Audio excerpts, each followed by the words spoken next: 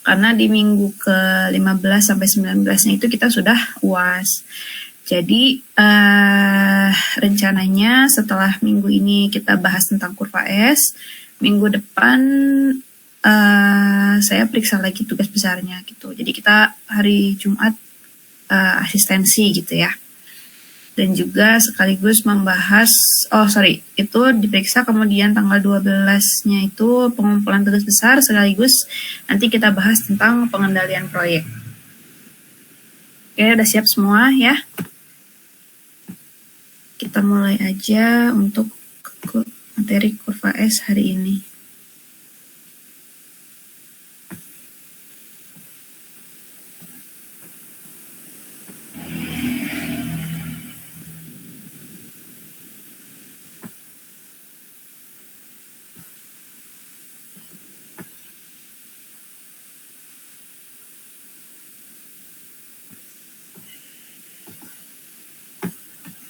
Oke, sudah terlihat semuanya?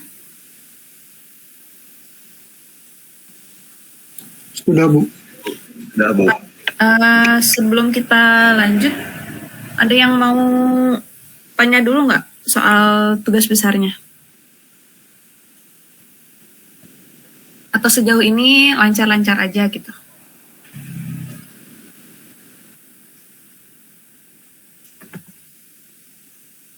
Gimana? Nggak ada? Tidak ada kesulitan yang berarti?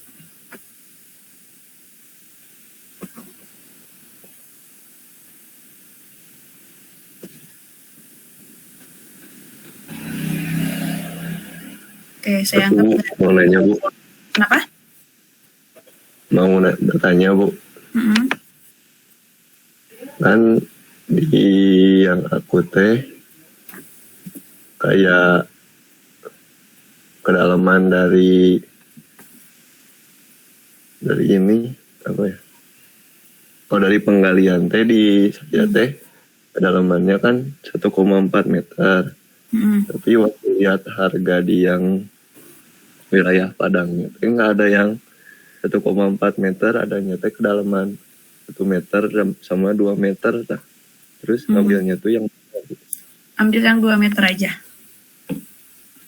Oh, baik, Bu. Terima kasih, Bu. Yuk. Oke, yang lain ada lagi?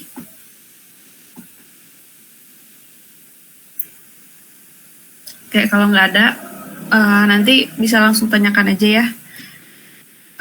Kalau misalnya memang ada kesulitan, langsung tanya ke saya, datang ke ruangan, atau WA juga boleh. Oke, kita lanjut. Materi hari ini adalah tentang kurva S. Ada yang udah tahu kurva S? Sudah pernah dipelajari belum sebelumnya di mata kuliah manajemen proyek itu misalnya? Sudah, Bu. Sudah, Bu. Sudah, Bu.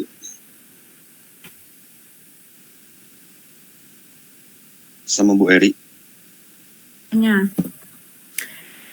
Kurva S sudah pernah dipelajari belum? Sudah, Bu. Sama Bu Eri dulu pernah di MK. Dah, di manajemen konstruksi ya. Cara menghitungnya sudah dipelajari? Sudah, Bu, tapi lupa ingat. Jadi kurva S itu memperlihatkan apa? Ada yang masih ingat?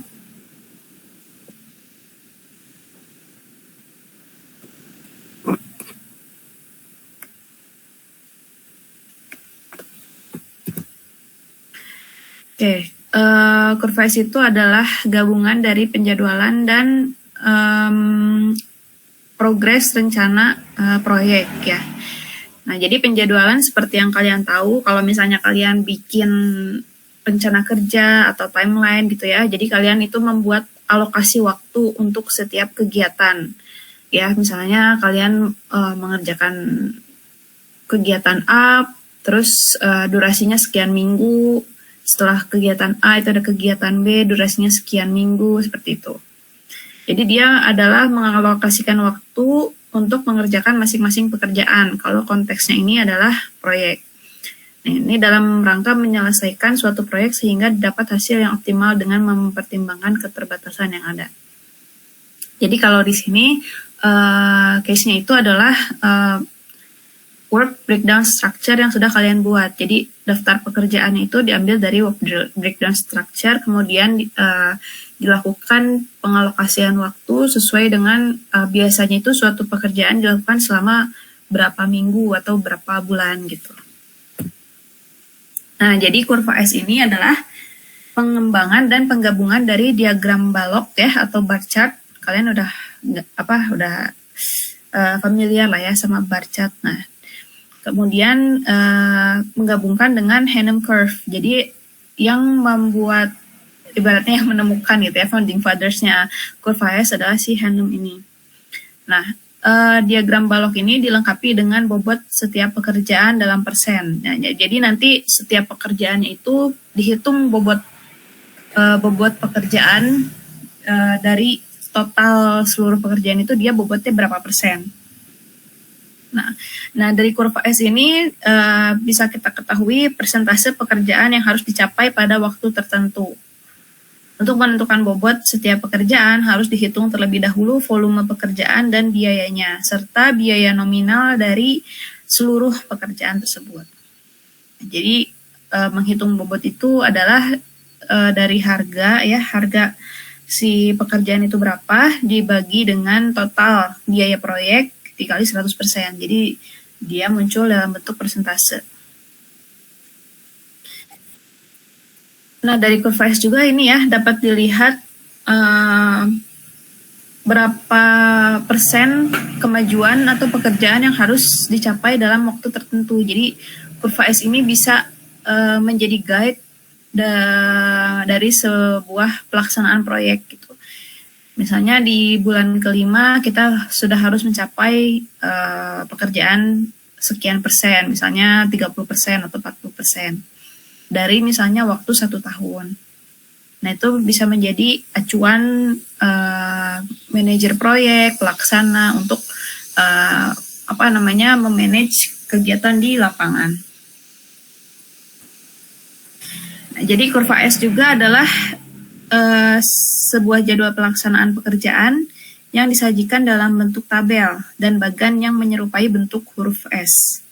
Kurva S yang baik adalah lambat di awal, kemudian cepat di tengah pekerjaan, dan melambat lagi di akhir pekerjaan. Kenapa begitu? Kenapa biasanya bentuknya huruf S? Itu adalah karena ibaratnya nature-nya sebuah proyek ya. Karena kalau misalnya kita perhatikan, setiap proyek itu dimulai dengan tahapan persiapan. Nah, tahapan persiapan ini dari segi harga tidak terlalu mahal dibandingkan dengan pekerjaan-pekerjaan utama. Nah, jadi biasanya pekerjaan awal ini seperti persiapan itu akan membentuk progres yang lambat. Jadi dia ibaratnya garisnya agak landai. Begitu pula dengan progres pekerjaan di akhir, karena ibaratnya kita tinggal finishing dan lain sebagainya. Nah, itu melandai lagi. Pekerjaan utama yang ibaratnya pekerjaan berat dengan nominal harga yang besar gitu ya, itu biasanya ada di tengah kalau misalnya kalian perhatikan. Jadi maka dari itu dia ibaratnya menukik gitu ya ke atas di si kurva S itu, karena dia menunjukkan sebuah progres pekerjaan yang cepat di tengah durasi proyek. Nah, kurva ini juga dapat menunjukkan progres proyek yang dapat dilihat secara visual. Jadi, setelah kita membuat kurva S rencana, pada saat masa proyek berjalan itu kita juga membuat kurva S. Jadi, kita memplotkan realisasi progres pekerjaan ke dalam kurva S realisasi. Jadi nanti kita bandingkan dengan rencana, apakah dia di bawah atau di akhir kurva yang rencana. Itu menjadi patokan apakah kita terlambat atau membentuk sebuah prestasi gitu ya. Jadi pekerjaannya di atas rencana. Untuk selanjutnya, kurva S dapat dijadikan kontrol pelaksanaan proyek, ya, seperti yang tadi sudah dijelaskan. Nah, ini contoh kurva S. Jadi di awal itu dia landai, kemudian menukik ke atas, sampai di akhir juga dia melandai lagi.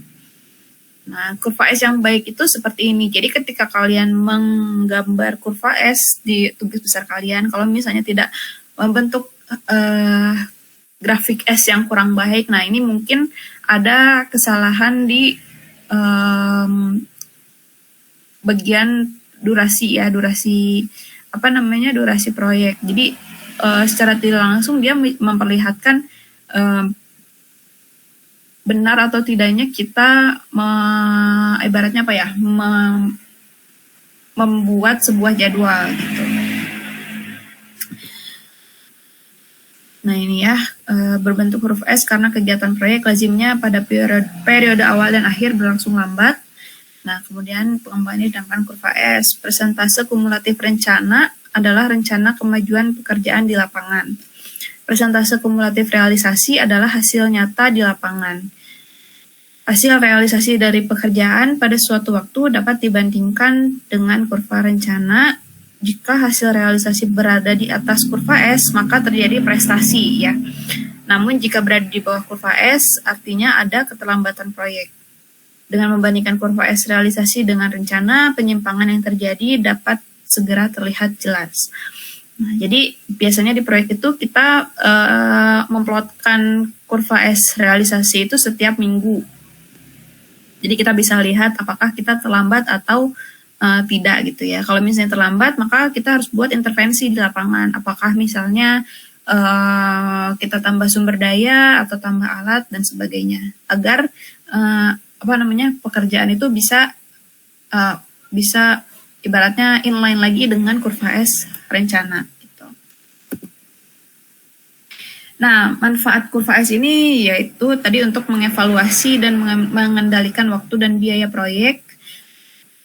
Kemudian menampilkan secara visual penyimpangan yang terjadi ya, tadi kembali lagi untuk mengevaluasi pekerjaan proyek, apakah kita terlambat atau tidak. Kemudian memperlihatkan beberapa segi yang berkaitan dengan rencana kerja atau pelaksanaan kegiatan proyek. Ya kembali lagi tadi, kalau misalnya kita terlambat, maka harus ada rencana yang dilakukan untuk mengembalikan progres sesuai dengan rencana gitu. Nah ini contoh kurva S. Jadi kalian akan menyusunnya kurang lebih seperti ini ya. Dia ada jenis pekerjaan. Kalau ini dia pekerjaan utamanya aja ya, kayak persiapan tanah, pekerjaan pasangan bata, beton. Kalau misalnya kalian mau lebih rinci lagi, misalnya kan ada persiapan, ada pembuatan boplang dan sebagainya, itu bisa. Jadi jadwalnya akan lebih rinci gitu. Nah, kemudian di sini ada biaya setiap pekerjaan. Kalian kan nanti udah tersusun nih RAB-nya. Untuk biaya pekerjaan persiapan itu berapa rupiah? Misalnya di sini 27 juta. Kemudian pekerjaan tanah 6 juta dan sebagainya, ditulis sampai akhir, kemudian dijumlah. Jangan lupa, ini jumlah dipakai untuk menghitung bobot. Nah, untuk bobot ini dihitungnya adalah biaya setiap pekerjaan ini ya, misalnya biaya persiapan dibagi dengan jumlah total dikali 100%, maka dia bobotnya adalah 4,47%. Gitu. Kemudian sama dilakukan untuk setiap pekerjaan ya, kayak tadi misalnya pekerjaan beton 84 juta dibagi dengan jumlah total dikali 100%, maka didapatkan bobotnya adalah 13,66%. Nah, kalian harus make sure ketika sudah selesai menghitung bobot setiap pekerjaan ini, kalian harus pastikan jumlahnya adalah 100. Jadi, tidak ada kesalahan perhitungan. Nah, kalau bobotnya sudah sampai 100%, maka udah dipastikan benar, kita bisa lanjut ke selanjutnya nih. Ini adalah penjadwalan ya, kalian buat dulu bar chart dari pekerjaan-pekerjaan ini. Misalnya pekerjaan persiapan itu dilakukan selama 3 minggu, kemudian pekerjaan tanah 1 minggu, pekerjaan pasangan bata 1, 2, 3, 4, 5, 6, 7, 8 minggu, dan seterusnya. Nah, setelah kalian membuat penjadwalan, kalian hitung bobot per minggunya itu berapa. Caranya gampang, tinggal misalnya ini karena bobotnya 4,47, kemudian durasinya 3 minggu, maka tinggal 4,47 dibagi 3. Jadi masing-masing bobotnya adalah 1,49 gitu. Ini 1,07 karena hanya 1 minggu, maka bobotnya 1,07. Kemudian ini 32,79 dibagi ke 8 minggu jadi 4,1. Dan seterusnya sampai akhir, sampai pekerjaan finishing. Nah, setelah itu kalian buat di sini ada tabel namanya rencana ya. Ada mingguan, ada kumulatif. Nah, yang mingguan ini artinya hanya di minggu yang itu saja kan, yang minggu 1, minggu 2, minggu 3 itu berapa masing-masing bobot pekerjaannya. Nah, kalau yang kumulatif itu artinya untuk yang satu berarti untuk yang minggu ke-1 kan berarti tinggal yang minggu pertama aja nih. Nah, kalau yang minggu kedua artinya minggu kedua ini ditambah kumulatif minggu pertama. Untuk yang minggu ketiga itu minggu ketiga ditambah yang kumulatif minggu kedua dan seterusnya sampai akhir. Di sini harus bernilai 100%. Kalau nggak 100 berarti ada yang salah perhitungannya, gitu ya. Nah, kemudian untuk realisasi, untuk kebutuhan di masa konstruksi, nah ini nanti ada realisasi. Sama dibuatnya juga mingguan dan kumulatif. Nah ini nanti diisi berdasarkan apa? Berdasarkan volume yang sudah terpasang. Jadi nanti bagian QS, Quantity Surveying, itu dia memeriksa ke lapangan seberapa banyak atau volumenya itu sudah mencapai berapa persen yang sudah dipasang di lapangan. Misalnya pondasinya udah terpasang 8 gitu. Nah, itu nanti dia harus bisa menerjemahkan 8 pondasi itu masuknya volumenya udah berapa meter kubik gitu. Nah, nanti dihitung sama juga untuk 8 pondasi itu artinya berapa rupiah yang sudah dikeluarkan. Maka bobotnya berapa persen. Nah, nanti kita catat di sini. Gitu. Nah, kalau untuk teman-teman di sini karena kita hanya untuk rencana gitu ya, maka cukup sampai sini. Sampai rencana, mingguan, dan kumulatif. Gitu. Nah, nanti ini garis kurva S-nya bisa dimunculkan di Excel dengan memasukkan grafik yang lain gitu ya. Nanti kita bahas. Nah, ini adalah contoh jika pelaksanaan proyeknya terlambat. Kita punya grafik rencana ya yang warna biru ini. Jadi ketika kalian sudah membuat kurva S, udah dapat yang rencana dibandingkan dengan yang realisasi. Nah, ini realisasi berada di bawah kurva S rencana, maka artinya ini proyeknya terlambat gitu ya. Meskipun pada akhirnya ini tepat waktu selesainya. Nah, yang sudah-sudah itu biasanya tidak tepat waktu gitu, karena terlambat di sini kan kita harus mengejarnya cukup berat. Kalau misalnya terlambat, udah muncul keterlambatan di awal gitu ya,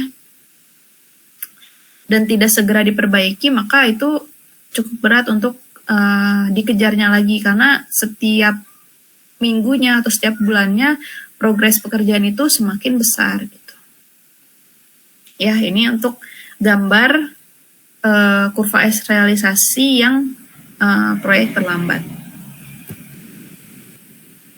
Nah, ini langkah-langkah untuk membuat kurva S seperti yang tadi sudah saya jelaskan.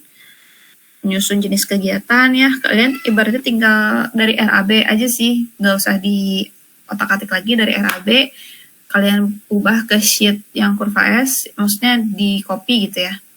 Nah, kemudian dihitung bobotnya, kemudian dibuat jadwalnya, bar chartnya, kemudian bobotnya itu dibagi ke setiap minggu, nah, kemudian dimunculkan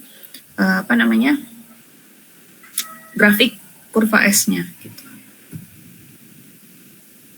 Nah, ini untuk langkah membuat kurva S dengan Microsoft Excel, nanti saya kasih aja PPT-nya, jadi kalian bisa pelajari sendiri ya.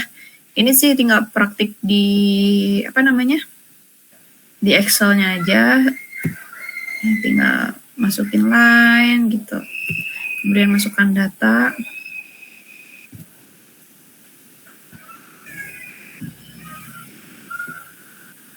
Ini memposisikan grafik garisnya ke tabel ini. Jadi grafik kurva S itu ditempelkan ya, ibaratnya ditempelkan di tabel si jadwal ini.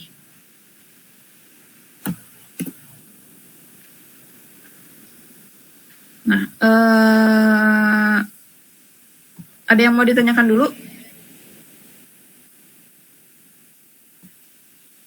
Bu mau bertanya, Bu.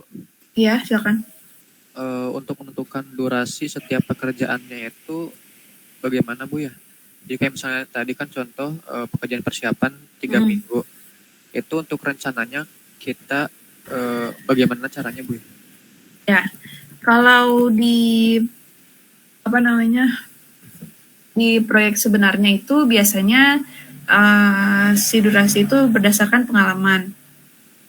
Nah, teman-teman juga bisa kalau untuk teman-teman sekarang bisa mengira-ngira dulu atau cari di internet. Biasanya untuk pekerjaan persiapan atau pekerjaan pasangan bata untuk volume sekian meter kubik itu biasanya dilakukan berapa hari atau berapa orang gitu. Berapa orang untuk berapa hari. Jadi misalnya kalian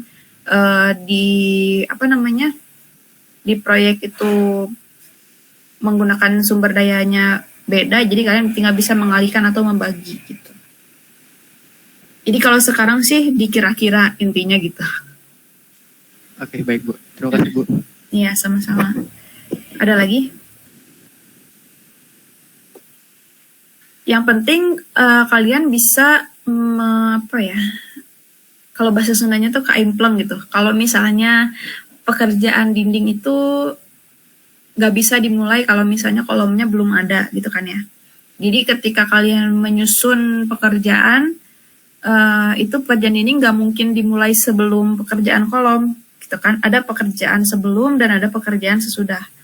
Nah itu yang mesti kalian perhatikan baik-baik gitu ketika menyusun jadwal. Kalau untuk durasi sebetulnya sebenarnya lebih kompleks ya, karena kalian udah belajar ini kan metode pelaksanaan, udah belum? Tapi proyek gedung ya, kurang lebih mirip-mirip dengan itu sih, metode pelaksanaan, mata kuliah metode pelaksanaan.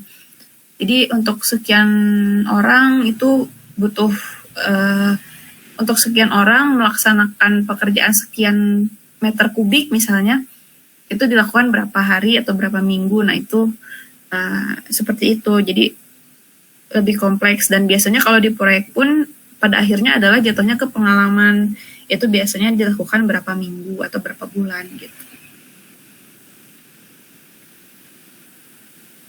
Ada lagi?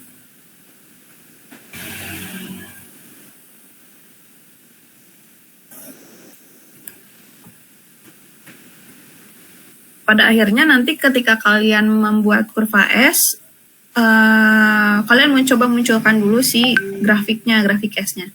Kalau misalnya itu nggak mulus gitu ya, ibaratnya kurang bagus, nah itu harus ada yang di-adjust si durasi pekerjaannya, karena itu menentukan sebaran bobot setiap pekerjaannya gitu.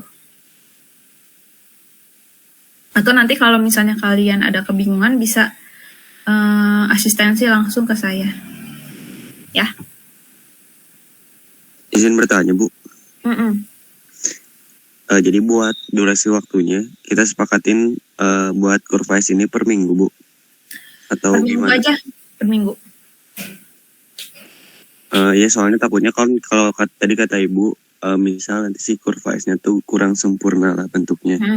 Sedangkan emang udah nanti udah bisa diganti-ganti lagi si apa namanya durasi pekerjaan setiap ini item pekerjaannya. Jadi kalau misalnya nih si durasinya tuh nggak per minggu tapi misal per 3 atau per 5 hari bagaimana?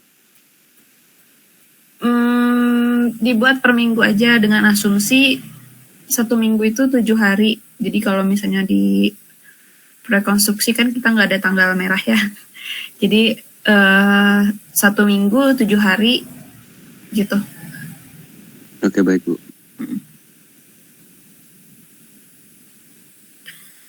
Ada lagi?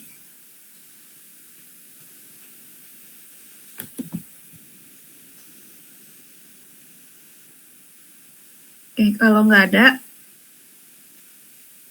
udah nggak ada ya? Kalau nggak ada, saya ada tugas untuk kalian kumpulkan jam 12 siang lah ya, nggak usah terlalu lama.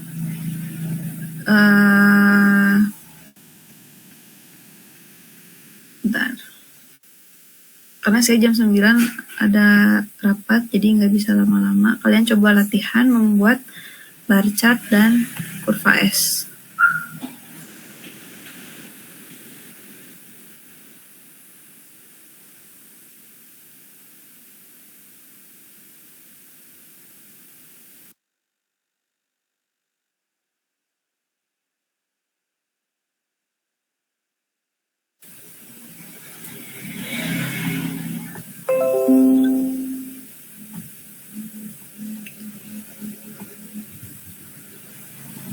Nah, ini tugasnya.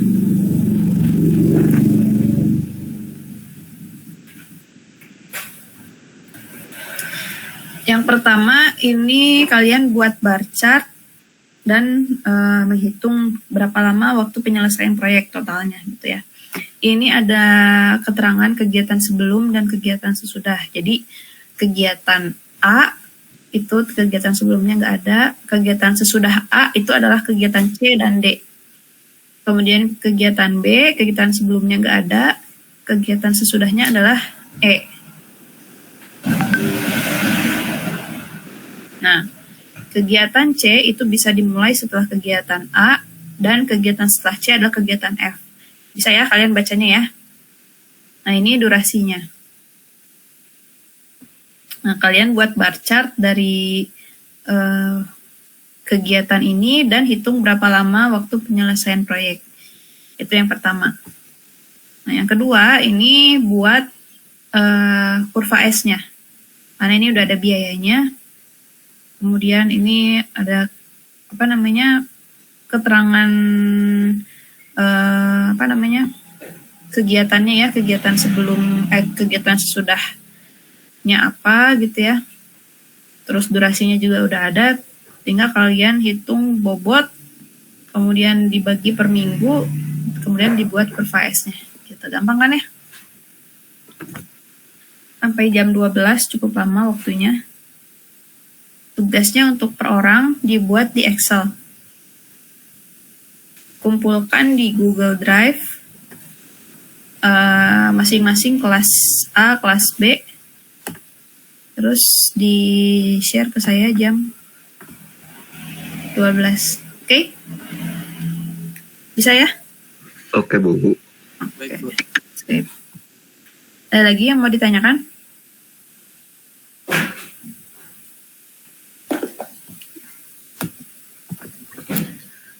Kalau ada, boleh langsung. Mumpung kita masih ada waktu nih.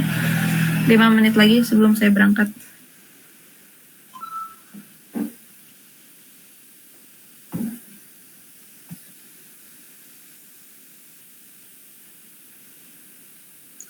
Dari saya sudah cukup Bu. Oh, dari saya juga cukup, Bu. Sama Bu, dari saya juga cukup.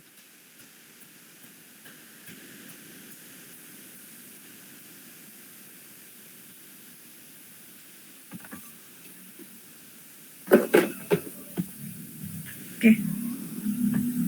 Kalau udah, saya cukupkan sampai sini ya.